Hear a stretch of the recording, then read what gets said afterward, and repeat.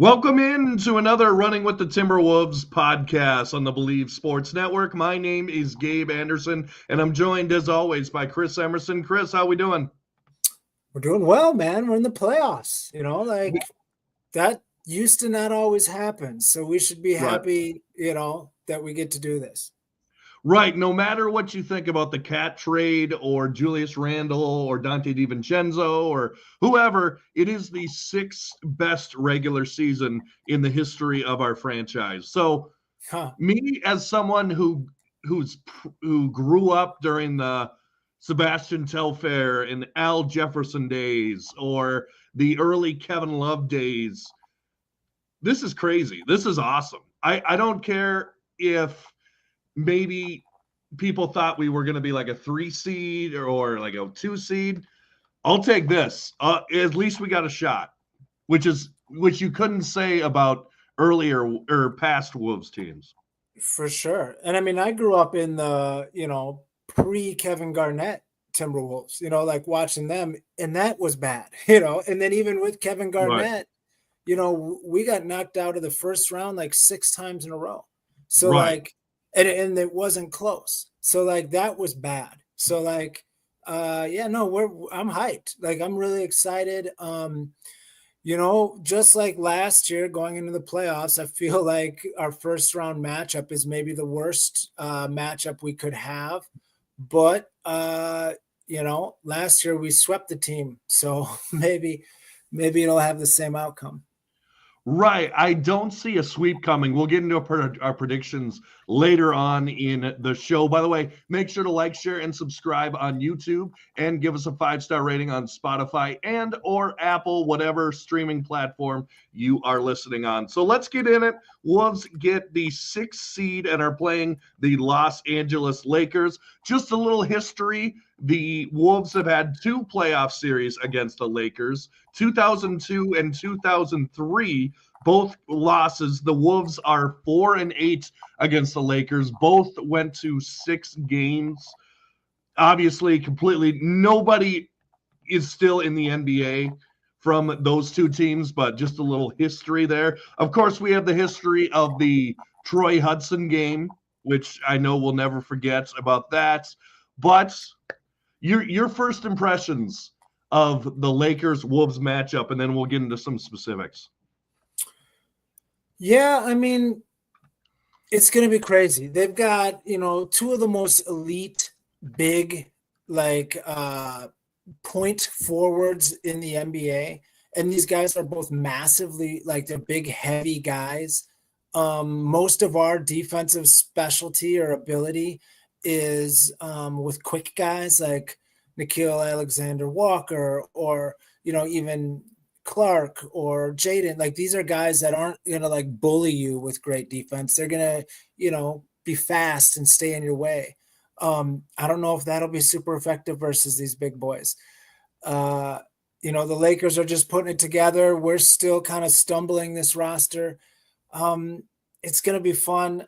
I can't wait. I think what I'm most excited for is Anthony Edwards' development in a series like this, getting to firsthand watch how Luka manipulates a playoff game and how LeBron James manipulates a playoff game. To be able to see that real time, I think is going to be a learning lesson that no matter how this series goes, will benefit the Timberwolves long term.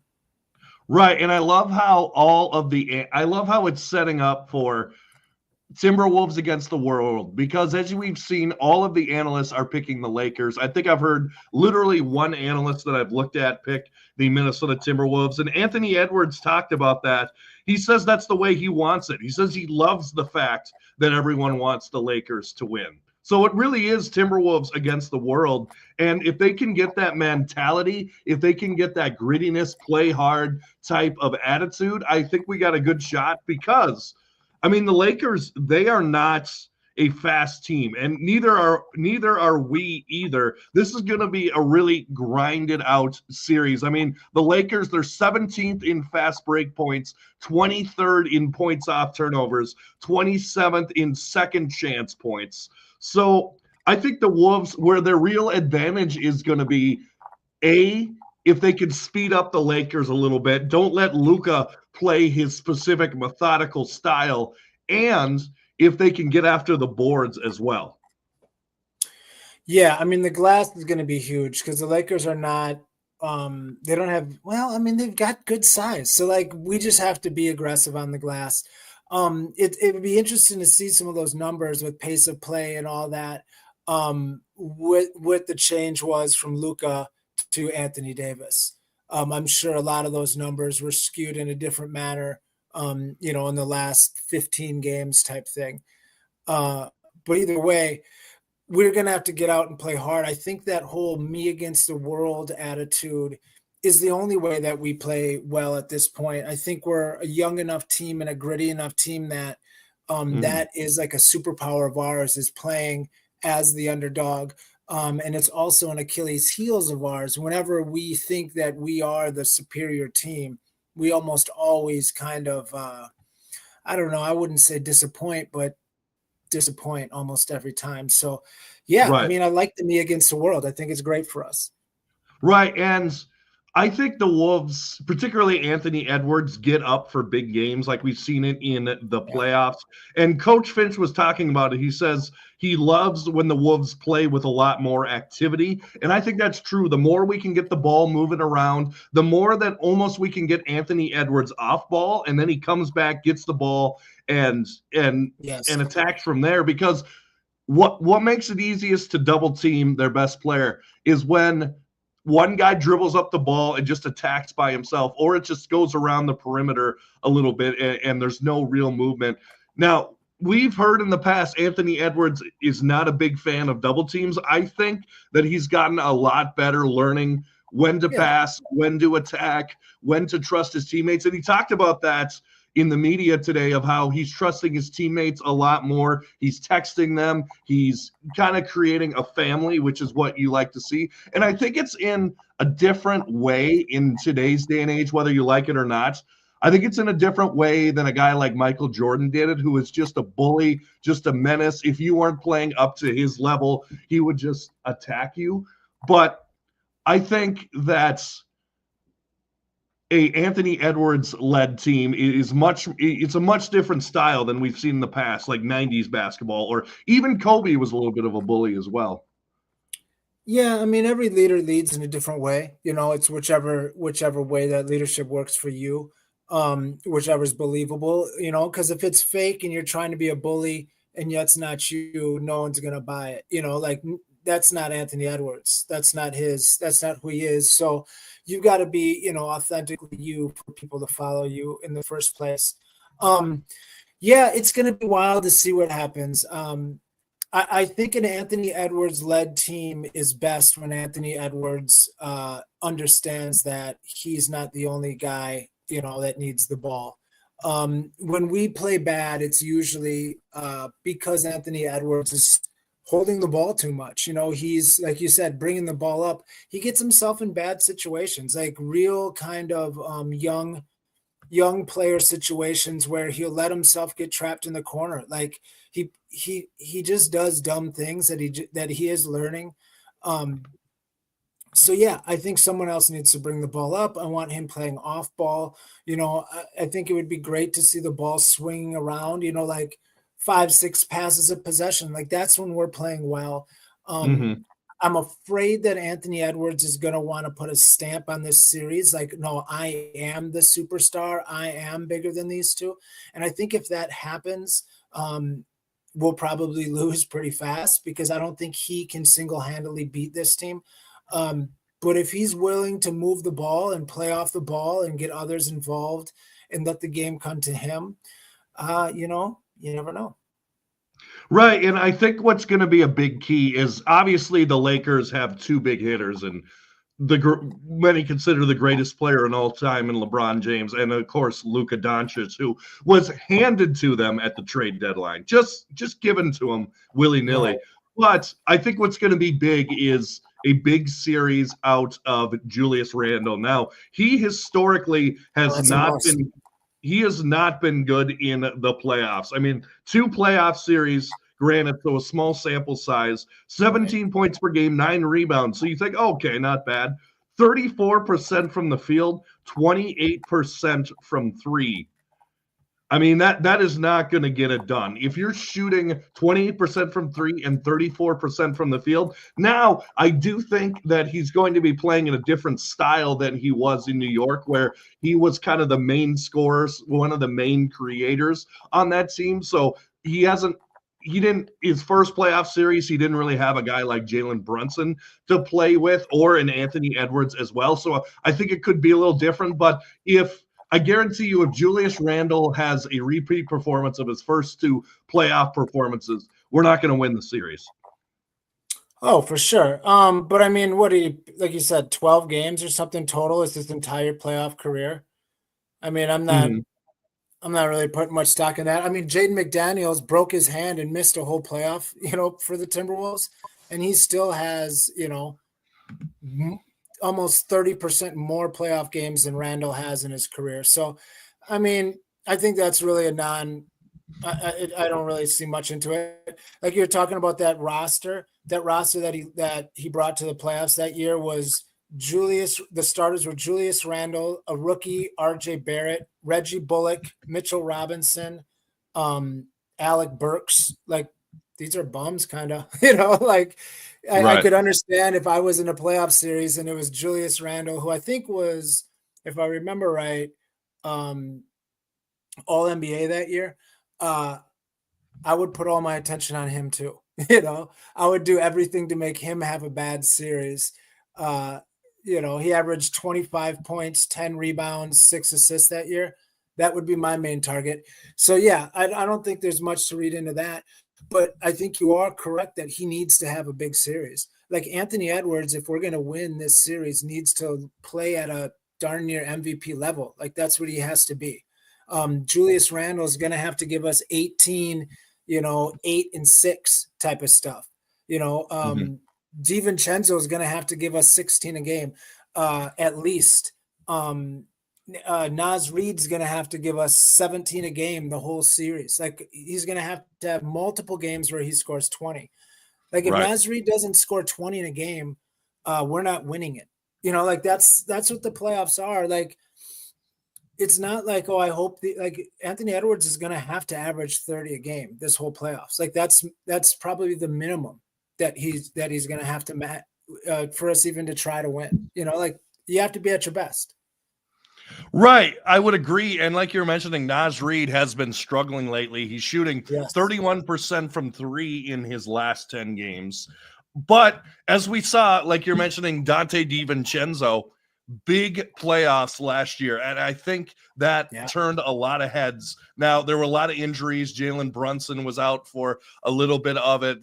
Julius Randle was out for a good amount, but just some of his playoff stats from last year are just astounding. In fact, he made 5 threes in 5 of 13 playoff games and averaged 42% from three while putting up 17.5 points. And he really got going later on in that Indiana Pacers series where he was putting up 30-point game, 28, and he was basically the main offense for the New York Knicks. And I wonder how his role is going to be different this year, particularly with Mike Conley. We saw Mike Conley play a good, I would say, 15, 16 minutes against the Utah Jazz. Now, obviously, that was the Utah Jazz, but I wonder if they're going to go with Nikhil and Donte DiVincenzo and try to rest and maybe preserve Conley for the long playoff run, and maybe even some Jalen Clark as well. Well, I would say they maybe should do that just because they're better, not even the preservation of Mike Conley. Like, this is going to be a big series for me, for who I think Chris Finch is as a coach. It was amazing for him to get us to the playoffs with Vando and that scrappy team with D'Lo, playing this wild, scattered defense. That was great. We got to the playoffs. That was cool. Then the next year, kind of made a run. Now I want to see how he adjusts the lineup. It's like he needs to make some adjustments. I think you're right. DiVincenzo needs to go nuts. Do you know how many shots he was taking in those series last year? Do you have that there? I'll get it. Keep talking. Yeah. I mean, there we have the talent on this roster, and these players have performed. Now it's time to get them in the right spots. Like that's Coach Finch's plan. Like I would personally make big changes. Like I've been saying, I don't think I would have our starting lineup be our starting lineup that we've played all season. We've had the second most. Our starting lineup is played together the second most of any lineup in the NBA this year, and they're not good together. Like up until these last two games that we blew out, the starters, played 700 minutes together this year, second most of any team, like I said. And out of 100 possessions, they averaged beating the team that they played against by 0.5 points up until the last couple games. Now we're up to 3 points. Like that's not what you want to start and finish a game with, is a team that traditionally holds even. Like if you're a playoff team, you would like to think that you would be, winning. But do you think that Chris Finch has the courage to switch up the starting lineup the first game of the playoffs against the Lakers? I don't know if he'd do that. Maybe he should. I'm not saying that he shouldn't, but I don't know if he would make that move. I guess maybe. I don't know. If he wouldn't, I guess I would question if that's, again, like I said, this is going to be an important series and playoffs for me with Chris Finch, because I know some people are fed up with him. Some people think he's great. I think I'm on the fence. I think he's great, but I want to see. I would say your job is to win the series. If the best thing to do is to switch up the lineup to win the series, then I think he should do that. I think if he stays put because he thinks that's a safe move and he doesn't want to maybe make a mistake, then that's not the guy I want making decisions, because that's not the attitude I want with my head coach. I want him no, this is what we got to do to win. I'm confident in my approach. That's what we got to do. Maybe he believes, Mike Conley, Jaden McDaniels, Rudy Gobert is the way to push our starters. I just think that trio has so little offense, and they don't match up well with this other team, even defensively. I just don't think they're great together, but we'll see in this series particularly. Right. I do think there's some matchup issues. So you were asking about Dante DiVincenzo's attempt from three during last year's playoffs. So I'll just read field goal attempts, but three is fine too. So I'll start with three. So he averaged 8.2 and then made 3.5. Total field goal attempts, he averaged about 14, made 6 of them. So I don't know. Dante DiVincenzo, I don't think is a great driver. I think he's a good pass off the drive. He does sometimes tend to jump and not know what to do with the ball. But I will say that he's not a great floater guy. He's not a great 2-point percentage kind of player. So I don't know. I think that other than a couple dunks that he gets here and there, I don't think he's a great 2-point shooter, but hopefully he'll catch fire in the playoffs. But like you were mentioning, pretty close to actually his season stats, where he's putting up 8 threes and making about 4 of them. So not, but I'm looking at his stats this year.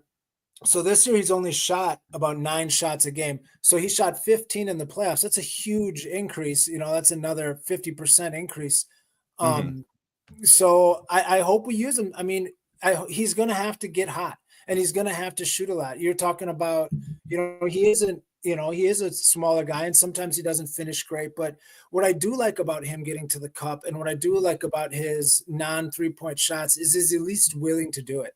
Like, he is aggressive, and when the ball comes to him, he's making an aggressive move. That's how our offense needs to flow, is with guys doing that.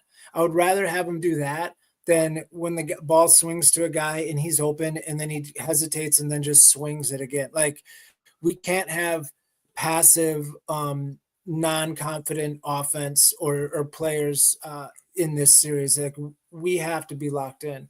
And Dante's got that dog in him, like he will lock in, and he will defend, and he will take the big shot. Like, those are the type of guys you need in a playoff series, and I'm happy to have them. That's for sure. And I think a major X factor to move forward here.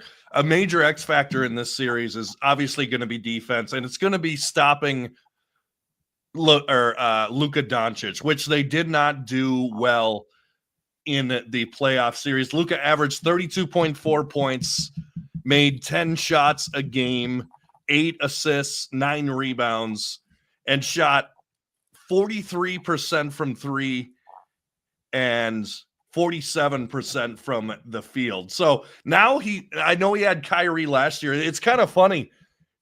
Last year he had one half of the Cavs 2016 championship team, and now he has the other half in LeBron James.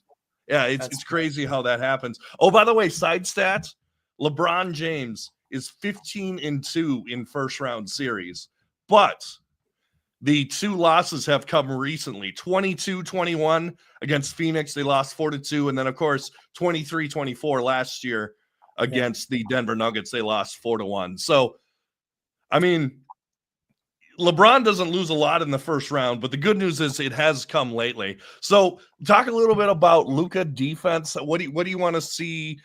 Do you think they'll see a lot of doubles? Because the problem with doubling is you got LeBron and you got Austin Reaves, who actually hasn't been that good against the Timberwolves. I think he's only scored 20 points once against us in his career. And he shot something like 33% from three this season against the Wolves. So what do you think about stopping Luka?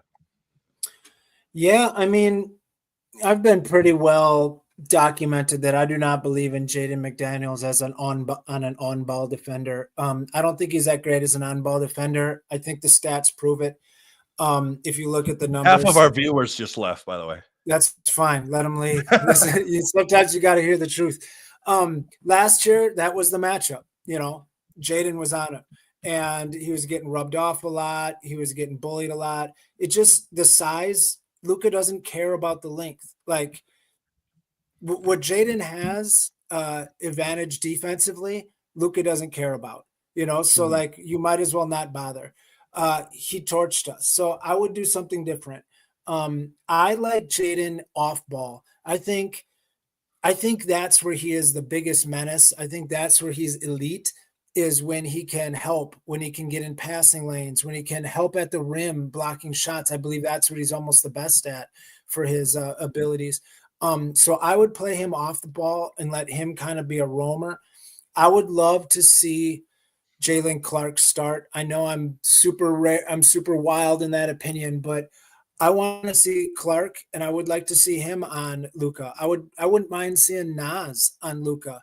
I'm not worried about Luka blowing by anybody. Like, that's not something I'm worried about. And Nas is fast enough with his feet to stay in front of somebody. So, like, put a big body on him. Let's see how he handles that. I'm sure he'll be tricky, but keep your hands straight up. Don't reach Nas. Like, we're gonna have to try different things on Luka. I don't think the idea of we're just going to stick Jaden on him and let him chase him all game, that's been proven throughout history to not work.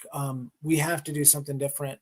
The one good thing about it is we're not even sure. Sometimes Luke is not the guy that brings it up. Sometimes it's LeBron. It seems like sometimes they don't know really who they want to be the lead dog right now. So we could maybe play some of that into our advantage and get some off-ball Luka where he's not quite as dangerous, because his three-point shot has not been good this year.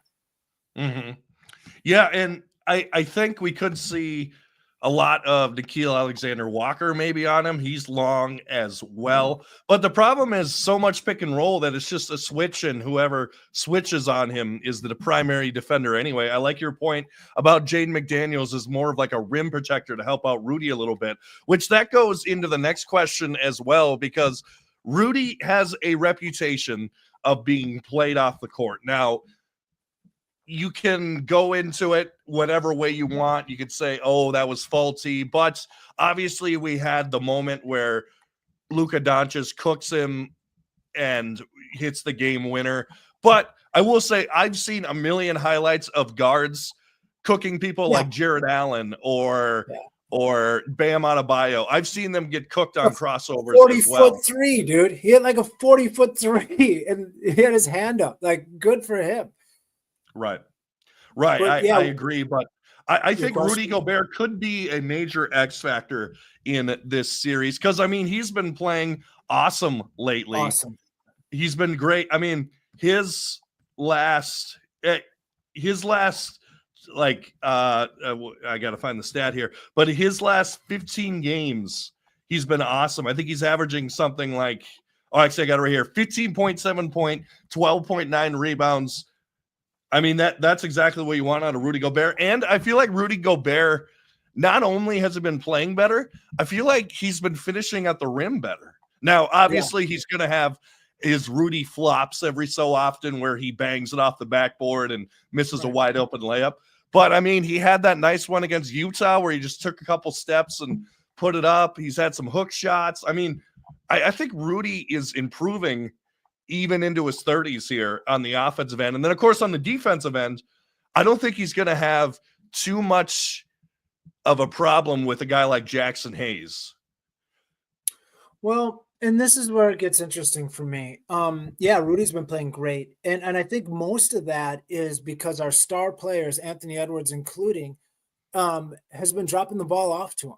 You know, it's like if you watch Rudy and keep your eyes on him on an average game, he is open under the rim quite often. Is it for a split second and it's hard to get the pass in there? Maybe. Is it for a lot of seconds sometimes? Yeah, it is. You know, so like we've been purposely looking to get him the ball, which then gets him a little more energized. So I think that needs to be part of our system still, is getting Rudy, or not even running a play for him or anything, but just like, hey, pay attention to the 7'1" Frenchman out there standing 3 feet under the hoop. Like, toss him the ball. So that has been huge for him. But I also think that, you know, maybe Rudy doesn't need to be playing as much versus LeBron and those guys. I like Jaden at center. I really do. I think Jaden is as good of a rim protector as Rudy is. I think he's more disruptive in space. And if you're going to run a pick and roll with Jackson Hayes, now you've got Jaden McDaniels switching on somebody. Okay, well, that's not a huge loss.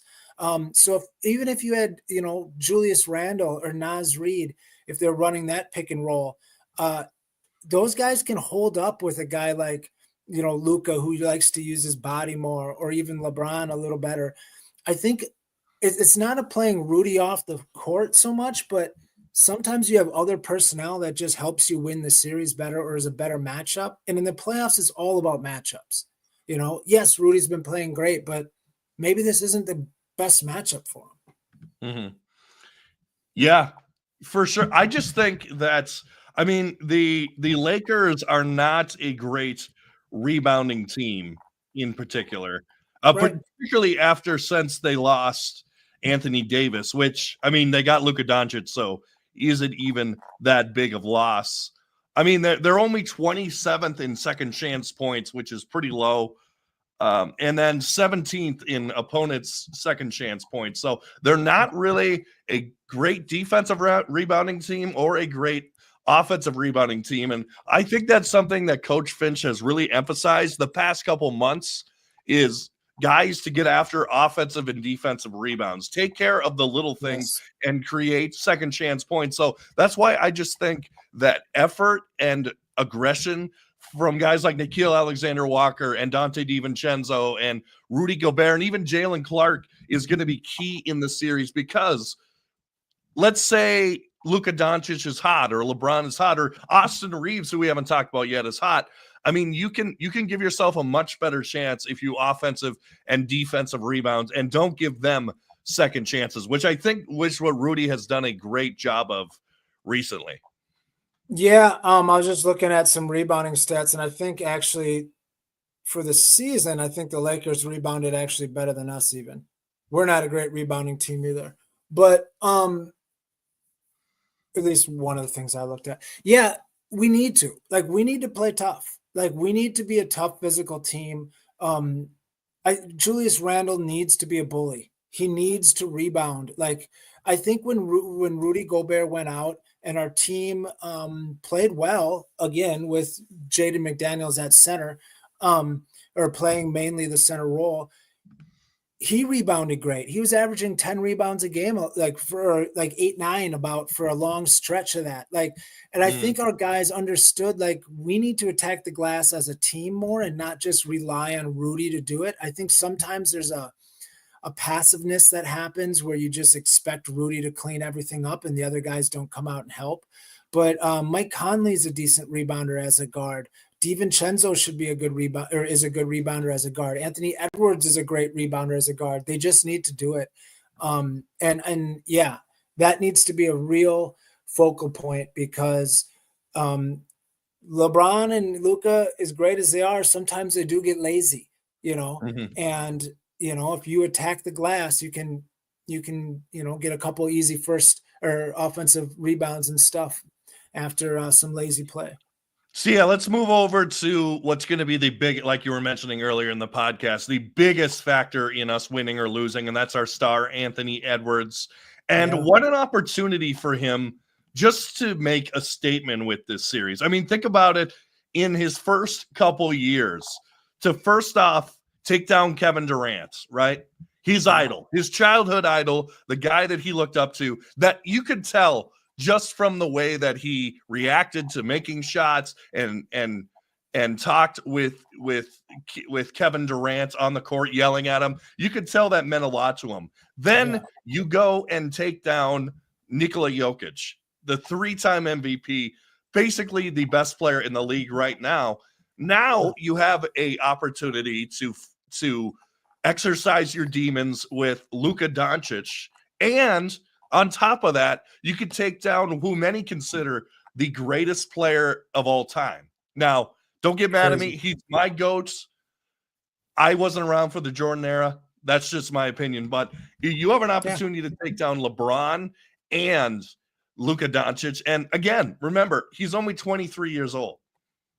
Exactly. And that's a huge thing to remember because it's very, very rare for any superstar to get to championship level play before their like 7th year. I think that's almost a call sign for almost all of the superstars is like 6 or 7 year. Yeah, like I said earlier, I'm worried about Anthony Edwards feeling like he needs to take over this series to prove that he's the greatest. I'm worried about him pushing too hard and trying to do too much. But in the same breath, I understand that there has been a difference, at least in the past, small sample size or medium sample size of Anthony Edwards absolutely dominating in the playoffs. Like there's been a decent sample size, I guess, of him absolutely taking over playoff games and him almost taking over entire playoff series. So as much as I'm worried about him trying to do too much, which would be a detriment to the team, part of me is like, he also could just make that leap. Right. And maybe by the end of this playoff series, we're going to know that he is by far the best player in the NBA. Like that's not completely out of question. It's probably unlikely, but it might happen.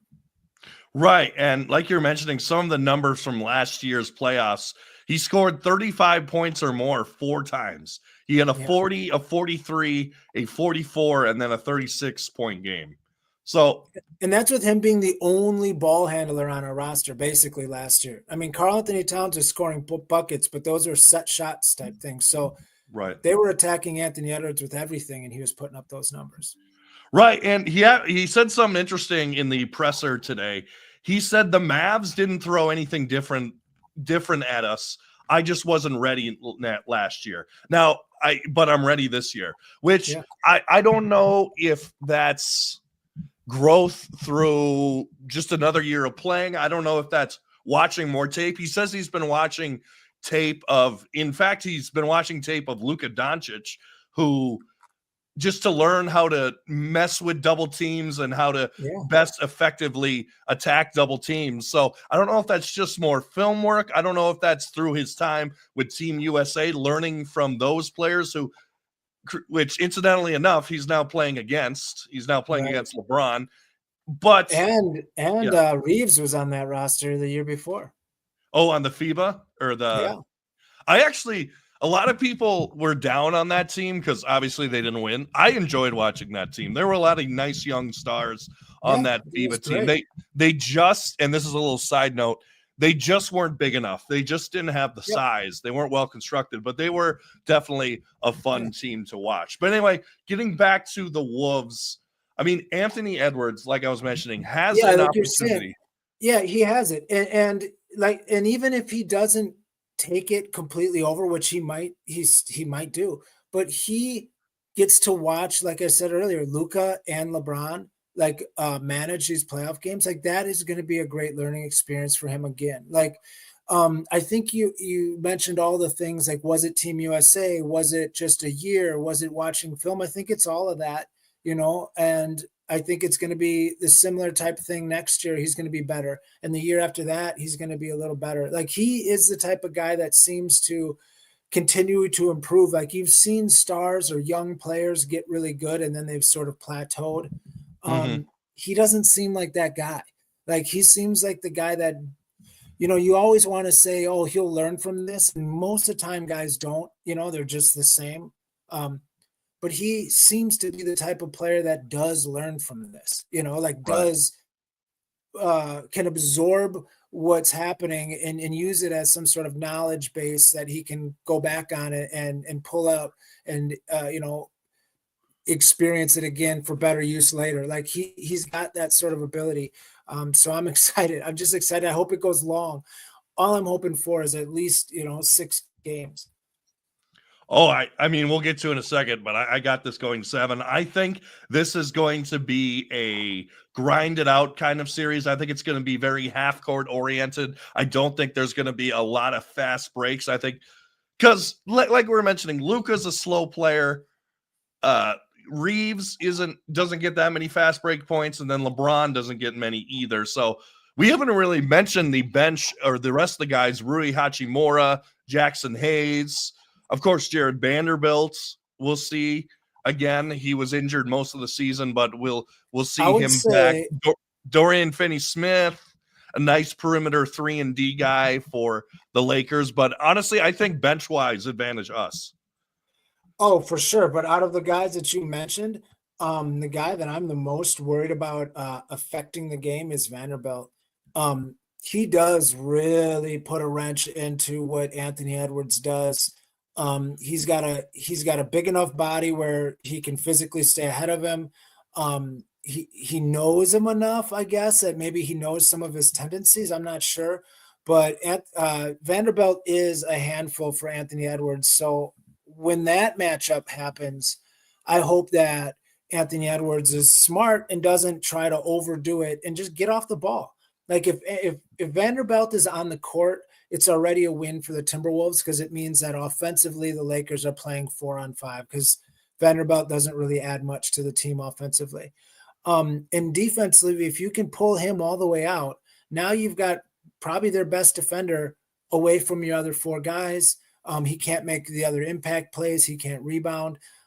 So I hope Anthony Edwards is smart and doesn't try to, have some sort of macho, I'm trying to better him type thing, because he's a good defender and he's a tough guy for Anthony Edwards particularly. Right. And he mentioned during the press conference today, he said, it's all about finding my spots and reading the substitutions, which I have not heard out of Anthony Edwards yet after listening to him for a while. I mean, that's the next level right there. Literally saying, oh, okay, they're bringing this guy out at this time. They're doubling me now and not later. I mean, that's a huge step for Anthony Edwards, and maybe that'll be the next level in his development, is actually playing almost 4D chess and saying, okay, if you're going to bring this guy in to guard me, well, this is what I'm going to do, or kind of reading and watching game tape. That is exactly what I'm talking about. Like, when you say, I didn't hear that clip. That's the type of stuff you want to hear your 23-year-old superstar even saying. Like, it just sounds like, oh, you know what you're talking about. Mm-hmm. You know how you're talking about this being a slow series. I just looked up in the last 15 games, pace of play in the NBA, and the Timberwolves are 22nd in the NBA in the last 15 games. and the Lakers are 20th. So yeah, two Yeah. teams that are definitely not running up and down the court. So No. I mean, in a good way, the Timberwolves will probably be able to play at their pace that they want, so we'll play at whatever our most effective pace is, and maybe, the best team wins. Sometimes you get, played out of your specialty or your abilities by the other team's pace. So it's going to be a true test.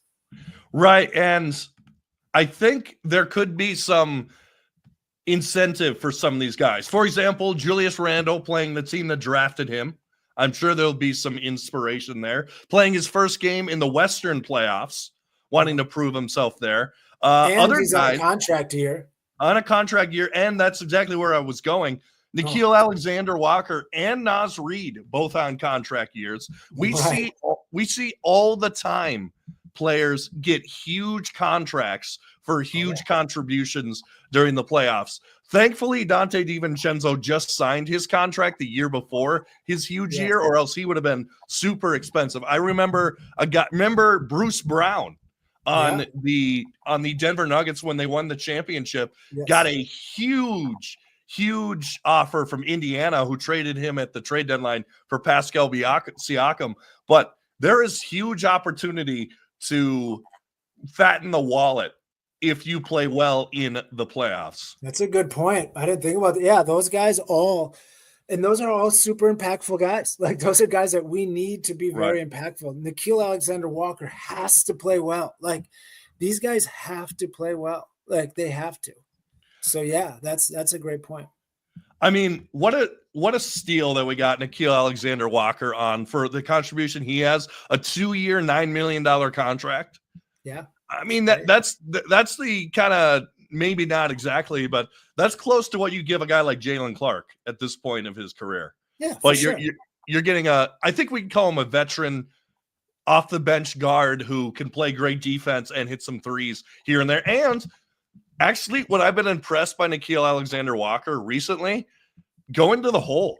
Like, he goes aggressively. He's not trying to throw up a little floater or just kind of throwing some up. He's going straight to the basket, and he makes some shots that I can't believe he makes at the rim. Almost kind of like Jaden. Jaden hits some like a little fall away shot, but Nickeil's layups are impressive. And we're big scoop shots, big, huge, like high off the glass layups. No, he goes aggressive, and he seems to have a plan. No, another good take. I have noticed him going real hard, and that's what we need. I mean, that's what Naz Reid needs to do. That's what all these guys need to do. You were talking about how Naz Reid has kind of been falling off of late. He needs to get back to just being simple, like making the first read, the half-second read. That was what got him really moving up the depth chart and even league status, is a quick catch and pass, or quick catch and drive, or quick catch and shoot. I feel like of late he's been trying to maybe do a little too much, or maybe do a little too impressive, or maybe show a little more of his skill set, and it's kind of been getting him off of his game. All these guys need to play fast, and we need to play as one, because this team is going to be hard to beat. And I think JJ Redick's going to have them ready too. Like, I believe in JJ Redick as a smart coach, and as a guy who's going to go out of his way to try to be smart, which sometimes is even more scary, because then, he's deep in his dungeon trying to cook up some sort of weird wrinkle that's going to, throw us for a loop. So I'm excited. And I think the X factor for the Lakers is not Luka. It's not LeBron, because I think no matter what you do, LeBron and Luka are probably going to have 20 to 25 points. Hopefully you can keep Luka under 30. Hopefully most game, maybe he's having an off shooting night. I think the key for them are the other guys. I think it's Austin Reaves as a third scorer. Like, if he can be a dominant third scorer, we might be a little in trouble there. Plus, Rui Hachimura, if he's hitting some shots, Dorian Finney-Smith, if he's hitting some threes, I think it's the other guys for the Lakers that are going to be the factor in the series. And I think for us as well, Coach Finch was talking about it, like I said, in the presser, where he said he's been thinking about it a lot, staggering Naz and DiVincenzo a lot, because a lot of the time, as I'm sure you've noticed, they come in at the same time, they leave at the same time. Like it's almost like it's like when you're playing early on basketball, 4th or 5th grade basketball, where the first 5 plays for the first 5 minutes, and then platoon swap, and it's almost like a hockey shift. Yeah, a hockey shift. But I don't know. I would like to see some different lineups. For one thing, show the Lakers something that they don't have on tape, that they're not ready for. Yes. Especially because LeBron James and JJ Redick are known tapeaholics. Like these dudes are in the film room all the time. So they've seen everything. 100%. Like we have such a diverse team. And at the same sense, we have so many guys that are like really strong in one area and really weak in others that, you can space them differently or set them up with other guys that hide their faults and maybe make their strengths even greater. Like there's so many different ways we can do that with these lineups. And I think, like you're saying, Nas and Dante not exactly playing together, I think is so important, because after Julius and Anthony Edwards, we don't really have anyone that wants to score, like that actually cares about Nikhil scoring. a little bit. A little bit. But even him, he would rather pass it. Like he'll shoot, if the ball swings to him, he'll shoot it. But like these other guys are scorers, Right. And I think you need to have at least a third scorer on the court at all times in the playoffs, because like you said, they're going to blitz Anthony Edwards. Like they're going to do what they can to take him out of the game. So you can't just rely on a power forward to break down the team's defense off the dribble. Like that's just not a great thing. So if we could keep, Dante on when he's out, when let's say when Randall's out there, that would be great. Just to have another guy that can do something. Right. I agree. And it goes into how much is Jalen Clark going to play. I could almost, if you remember 2 years ago when we were playing the Denver Nuggets, or actually a lot during the season, Finch would sometimes throw out Jordan McLaughlin, just like, hey, I need a change of pace. I need something different. So I could almost see Finch doing that with Jalen Clark, like saying, hey, I need to change the pace. I need some defense. I need some hard-nosed play. Throw him out there. The only knock on Jalen Clark is how many layups has he missed at the rim this season? It seems like that's nerves. I think so too, but that will only be expedited in the playoffs, is what I'm saying. But it's like what I'm saying is I think he's missed more at the rim than he's made. Oh, for sure. I think he's shooting like 41% or 40% from 3 and probably under that from 2 at the rim. I think there's almost no doubt that he's going to be seeing some minutes just because of the size of these wings, like with Luka and LeBron. I think that, he is almost a better physical matchup against them than Jaden, even though Jaden's taller, just because Clark he's a strong kid and he plays strong. Like he doesn't, like some people have big muscles, but don't like really play strong. He plays physical. So I think that's going to be, he'll for sure be used. And then it just is on him about his effectiveness. Like when he's out there, if he's playing decent defense, gets a couple of stops and he corner crashes and gets an offensive board or, hits an open 3.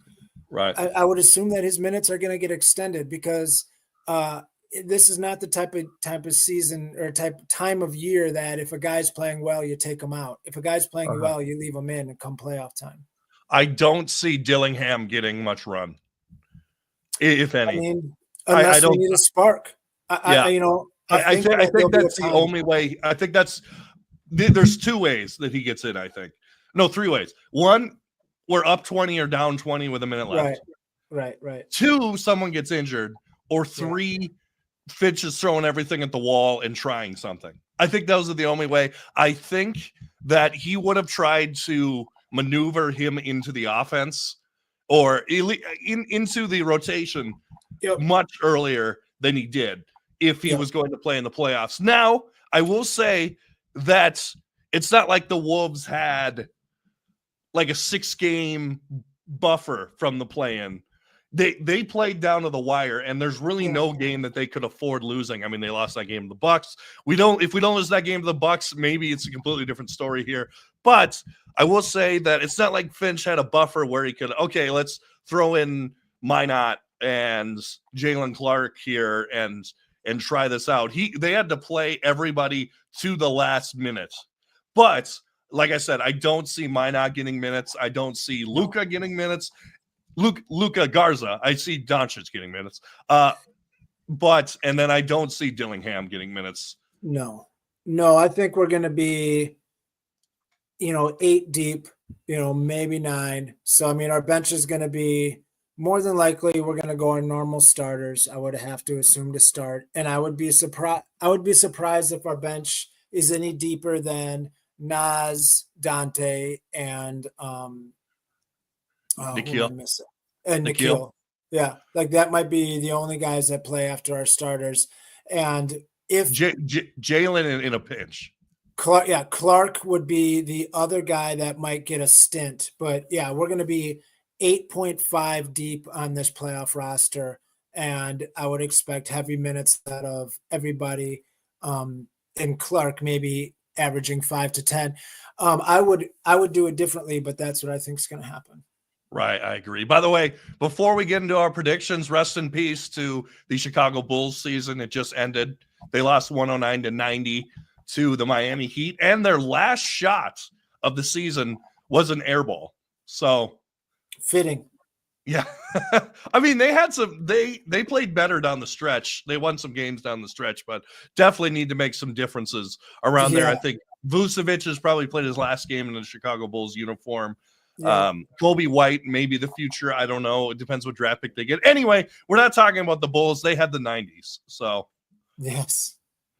So, anyway, let's get what we've all been waiting for. Give me your prediction.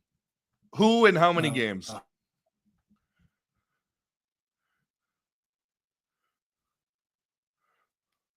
Can you hear me? Hello? We may have lost Chris for a second. Hopefully he can get back. But, we're trying to get him back. Oh, here he goes. Here he is. He's showing up on my screen. There we go. Hey, Chris. Welcome back. The phone died, or the computer died on me, so I gotta go old school here. What is going on with the screen? Anyway, let's just finish this up. Who do you got and in how many games? I would say, gosh, I would probably, if I was being honest, if I was a gambling man, I'd probably say Lakers in 6. But I don't want to say that. I'm not going to say that. No, I think if I had to gamble, I'm going to say Lakers in 6. I don't want to say it. It's probably shitty to say as a Timberwolves fan, but I'm just scared of what that Lakers team can do. And I don't think it's a great matchup for us. All right. I will be your positivity. I'm going Wolves in 7. I'm going Wolves in 7. I think there's going to be a grinded out series. I don't think there's going to be many blowouts. I think that it's going to take all of our effort to win this series. And I just think that our advantage on the bench, and this is big ifs, if Nas plays well, if Nikhil plays well, if DiVincenzo can get into the pass form, I'm going Wolves in 7. Got to stay positive. Why not? I want to point out, I think I took Suns in 6 last year too. So maybe. Yeah, you never know. You never know what can happen. We beat Durant. Why not beat LeBron? Anyway, Chris, thanks so much for being here. Yeah, thanks again. And this is the Running with the Timberwolves podcast on the Believe Sports Network. Stay with us because we are going to be your one-stop shop for all things Timberwolves commentary throughout the playoffs. We're going to try to do shows after playoff games, and we're actually going to have some time because there is some space in between games because the NBA loves to put the Lakers in prime time. So we'll see there. But stay with us. Check out our Twitter. Check out our TikTok as well. We're going to be all over it. And as always, go Wolves.